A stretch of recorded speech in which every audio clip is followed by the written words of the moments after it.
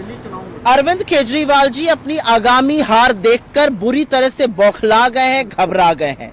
असलियत यह है कि 10 से 11 साल तक दिल्ली की सत्ता उनके हाथ में थी और जब उनके सच की परतें खुल रही हैं, जब उनकी कलई खोली जा रही है, जब उनसे सवाल पूछे जा रहे हैं, तो वो उल जलूल आरोप और बातें लगा रहे हैं।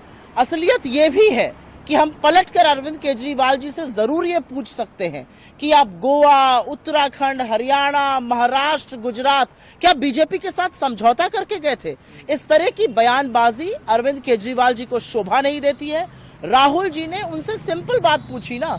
राहुल जी ने पूछा, आप तो लोकपाल की बात करते थे, भाई ये तो सच है कि अरविंद केजरीवाल जी एक छोटी सी गाड़ी में चलते थे, मफलर पहन के रहते थे, बिजली के खंबे पर चढ़ जाते थे। अरविंद केजरीवाल तो राजनीति को बदलने आए थे, बदलना तो दूर, दुनिया के सबसे महंगे शीश महल में, और उसके अलावा जिस तरह का शराब घोटाला उन्होंने किया, ऐसा पहले कभी नहीं हुआ था।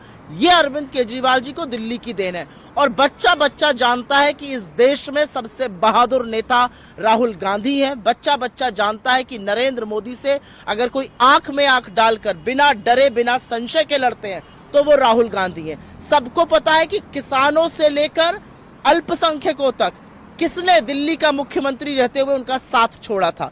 जब काले किसान कानून आए, सबसे पहले पारित करने वाली आम आदमी पार्टी।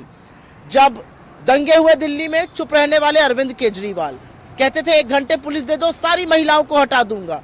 गुजरात गए, बिल्किस बानो पर एक शब्द नहीं बोलते थे। अरविंद केजरीवाल ने अपने पार्टी के दलित नेताओं के साथ जो अत्याचार किया वो जग जाहिर है।